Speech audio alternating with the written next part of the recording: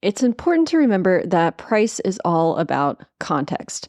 Nothing has an inherent monetary worth. As Warren Buffett said, price is arbitrary, value is fundamental.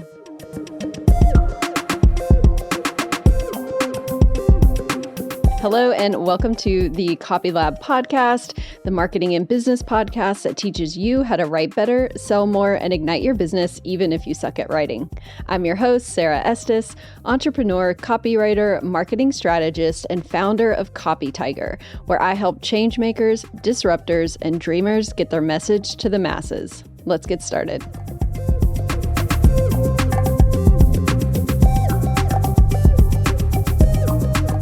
Hey guys, welcome to this week's episode. As always, I'm super excited to be here with you.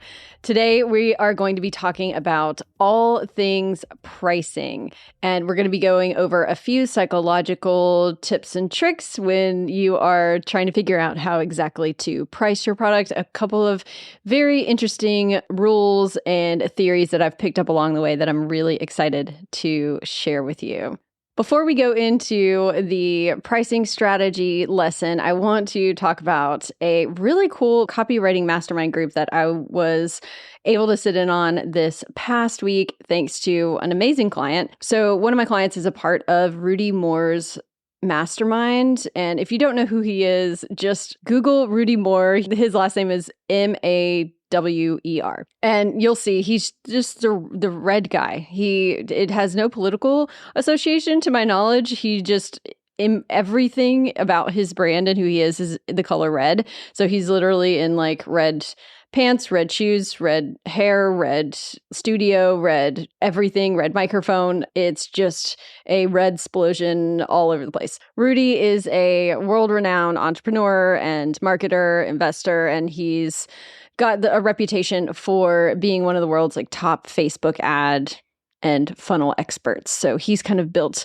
a whole brand for himself in the digital marketing realm. So he has a mastermind that one of my clients is a part of. My client runs a marketing agency. So he's a part of this mastermind. And every Friday they have these copy calls where they talk about copywriting and people, it's basically a copywriting workshop. So my client was able to bring me in as a team member so I could be on the call, which was awesome. The calls are hosted by Seth Cherapak, who's an awesome copywriter who has been around for a while and really knows his stuff. So it was super cool to sit in for an hour and talk about copywriting with those folks. And I want to say this about these mastermind groups and these calls. As a writer, it can be a very isolating profession. Even when I was a reporter at a newspaper or writing an advice column for a publication and working with editorial teams and all of that, the writing that you do, the actual hours that you spend crafting a piece of writing is usually done in solitude. There are some people who can go to coffee shops and write or be in public places with a lot of stuff going on and sit on their laptops and write. I'm not typically one of those people. Every now and then, if it's low brain work, I can do that. But for the most part, if I'm going to be able to write something really good, I need to be in pretty much total solitude for a long period of time. I have to go deep into my mind palace and pull out all of the stuff. So I love to have groups and be on Zoom calls with other writers where we can dig in, talk shop, and bounce ideas off of each other. It is super, super fun for me. And being on these mastermind calls is definitely a highlight of my week. So something that we touched on in that call, which is part of the reason why I was so inspired to create this episode, is we talked about pricing tier structures and what that needs to look like when it's actually on your website. So say you have 3 different pricing structures for a course or an event or something where you've got a basic option, you've got a standard option, and you've got a premium option. And if you have 3 cards, 3 boxes that show each one, you need to list the features in each one of them so that someone can visually see that they're getting so much more in that premium offer. So if you've got a basic offer, it might have three little teaser bullets that say what you're getting. And then that standard offer, the next one up, needs to have many more teaser bullets that show what you're getting. And then the premium needs to look even beefier than those other two. And one of the things that they talked about was for that basic option, you can even cross out the things that they won't get. So you can include some of the features of the standard and premium options. And then on that very basic one, just cross those out so that someone can really see what they're not getting when they choose the lower offer. So during that conversation, based on everyone's reaction, I realized that a lot of people don't know some very basic pricing concepts, and that's why I want to talk about them today. So that's where the inspiration for this podcast comes from. So let's dive in. Today, we are going to be talking about some intriguing strategies like decoy pricing, charm pricing, price anchoring, and the rule of 100. We're going to uncover the psychological principles behind these tactics, share cool real-world examples of this stuff in action out in the wild, and we are going to chat about how you can mix and match these strategies for a major impact. Whether you're an entrepreneur or a copywriter, or you're just someone who's shopping around, this episode is packed with insights that'll help you make better decisions and get the most out of your marketing or shopping experience. Something I love about talking about these pricing strategies is that you really don't need to be a marketing person or a copywriter or an entrepreneur to use these to better your life. Because even as just someone who is walking around a mall or shopping on Amazon, knowing these strategies and tricks that marketers use to position their pricing in a more appealing way will help you shop better. And what it's going to do is that you won't fall for some of these pricing strategies. When you see charm pricing, you'll know exactly what they're trying to do. So this is going to equip you to be a smarter, more conscious shopper. And as a marketer or copywriter, you can use these little tricks to your advantage. All right, let's dive into our first pricing strategy, which is options or decoy pricing. It's called both things. I typically refer to it as decoy pricing.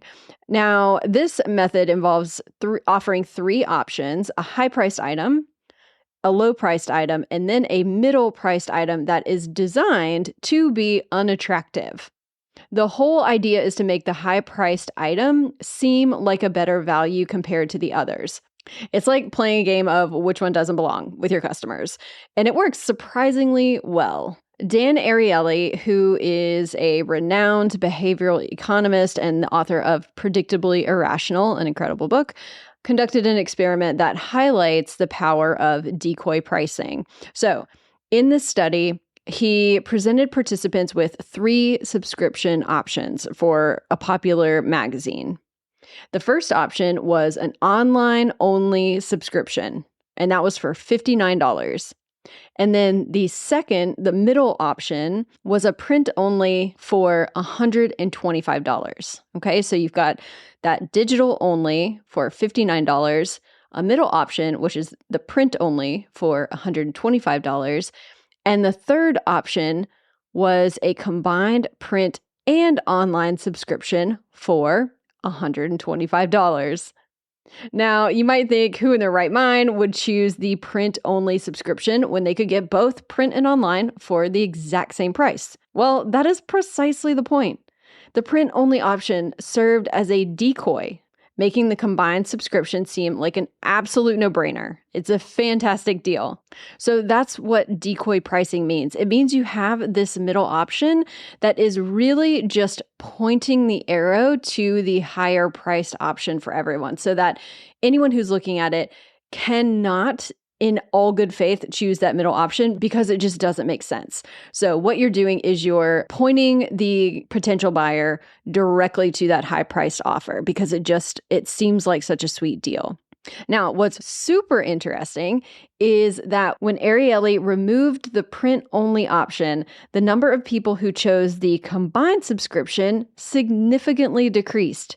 The decoy had done its job, influencing people to choose the more expensive option. So when they had three options, the vast majority chose that higher priced item. However, when they only had two options, the digital only for $59 or the digital and print for $125, people turned thrifty and chose the $59 option alone. So I think that is super, super interesting when you are trying to figure out how to price your product or service. If you're giving people options, if you only give them two, there's a very high chance that they'll turn thrifty and they'll pick that low ticket item. However, if you add a middle item that is priced just below the highest ticket offer, that can act as a decoy, which will encourage potential buyers to buy that higher ticket item. So how can we see this strategy in action in the real world? So picture this. You walk into a gourmet popcorn store and you're faced with 3 different size options, okay? So you've got the small tin for $5, you've got a medium tin for $15, and a large tin for $20. The medium tin in this case acts as the decoy, making the large tin look much better. So you might think, hell, it's only $5 more and I can get a whole lot more popcorn. And there you have it. That is the decoy in action. So the pricing strategy worked its magic and you move towards the higher priced option. And here's the fun part. Decoy pricing doesn't just work in product pricing. It can be applied to services as well. For example, imagine a gym membership with 3 different tiers. So you've got a basic at, let's say, $30 a month, a premium membership at $70 per month, and then you've got the gold at $75 per month.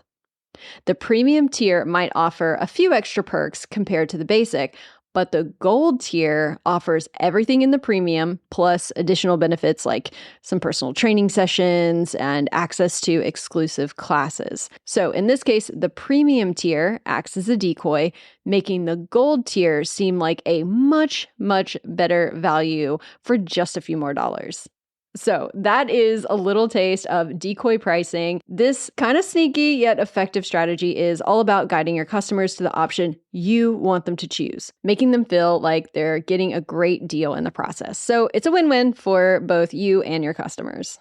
All right, the second pricing strategy I want to talk about is called charm pricing. And you all know this, you've seen it everywhere. And when I talk about it, you're going to know exactly what I mean. Charm pricing is also known as the left digit effect. It's when you price items just below the round number, like $4.99 instead of $5. This tiny difference creates the perception of a lower price in the minds of consumers, even though the actual difference is only just a penny. So a great example of this is Netflix. If you go on to Netflix's site right now, you'll see that the basic subscription is $9.99 a month. The standard one is $15.49 a month, and the premium is $19.99 a month. So there you go. There is charm pricing. So instead of putting basic at $10 a month, they put it at $9.99 a month because they're smart and they know that it works. But the question is, why does charm pricing work? You would think that as humans, we would understand fully that it's just a penny's difference. But here's the thing, it does work, and here's why. Psychological research has shown that our brains tend to focus more on the left digit when we're reading numbers. So in the case of $4.99, even though it's only a cent away from $5, our brains perceive the price as closer to $4 than $5. It's a small trick, but it can have significant impact on how we view prices and how we make our purchasing decisions. And let me tell you, charm pricing isn't exclusive to digital products or small purchases. It can also be applied to larger and more expensive items. For example, think about the last time you went car shopping. You may have noticed that many vehicles are priced just below a round number, like $19,995 instead of $20,000. This pricing strategy is designed to make the car appear more affordable, even though the difference in price is absolutely minuscule. Now, let's take a look at how charm pricing can be combined with other marketing strategies for maximum effect.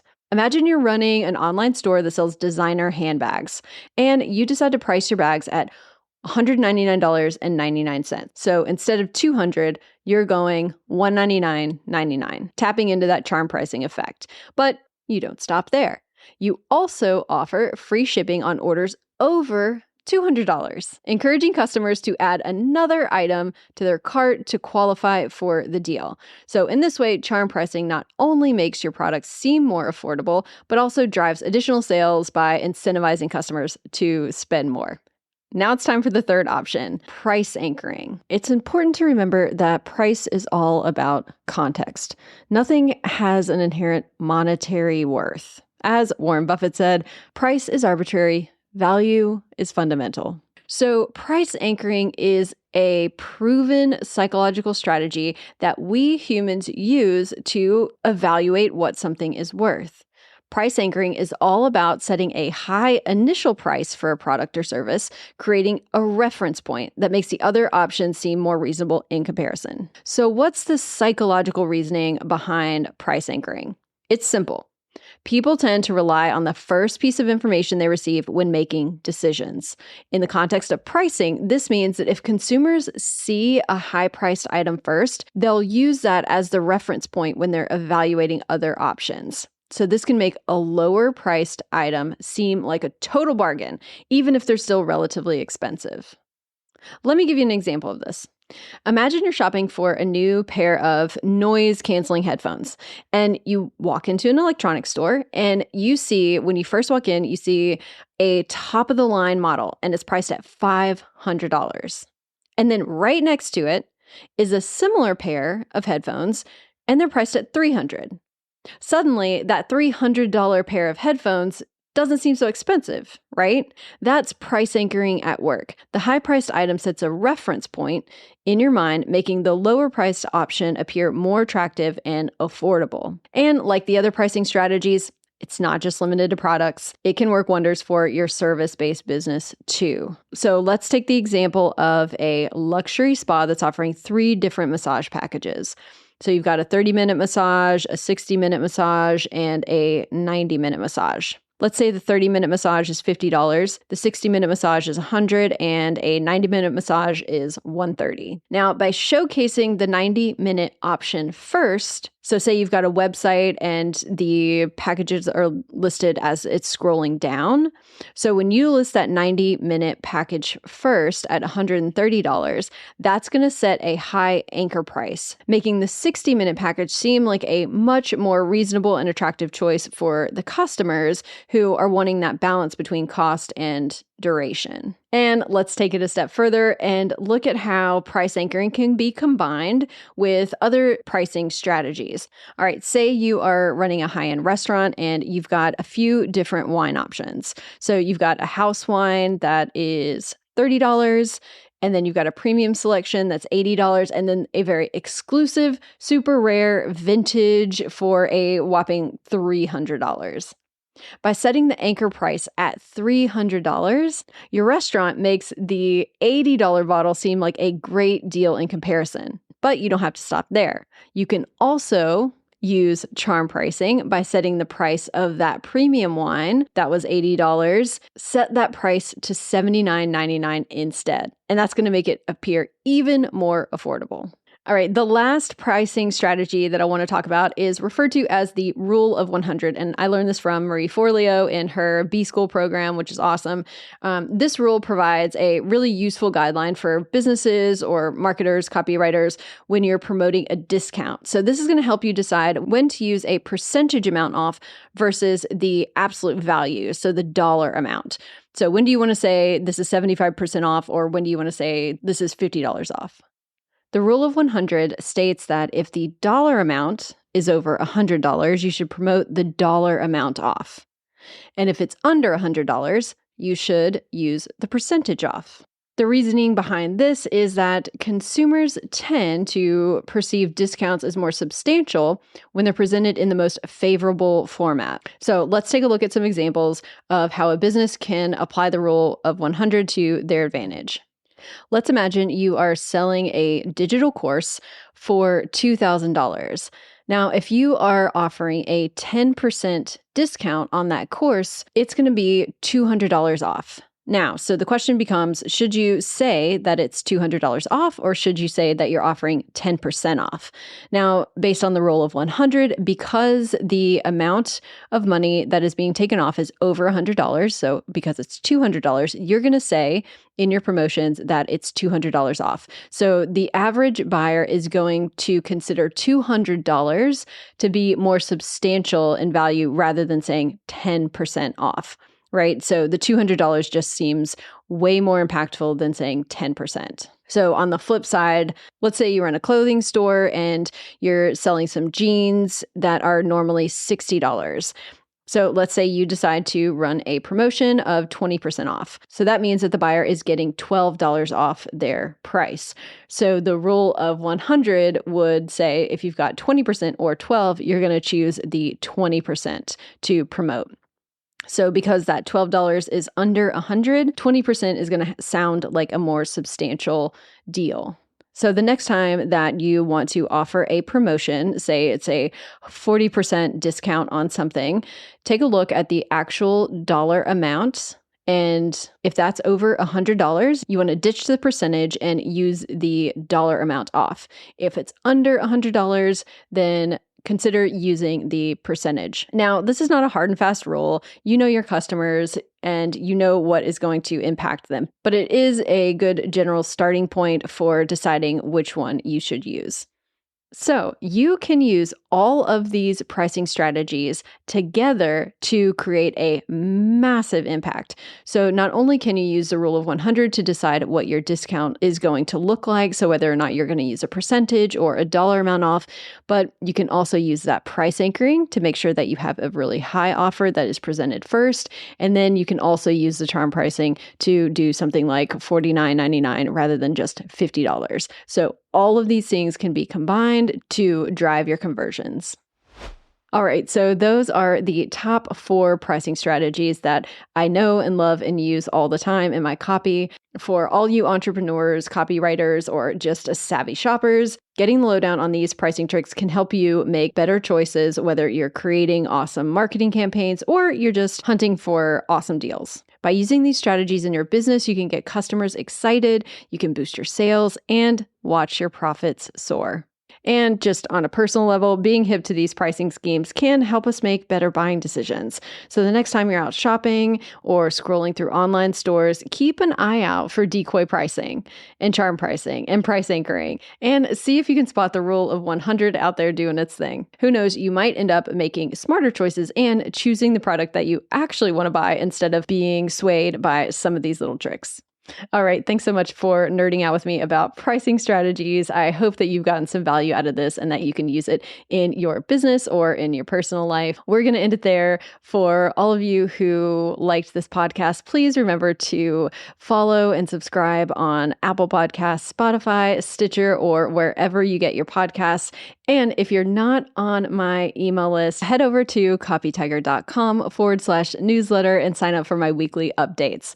That way you'll never miss a podcast episode. Plus, you'll get exclusive content and tips that are only shared through my email list. And remember, the right words can help you make a huge difference in the world. So keep writing. I'll see you in the next episode.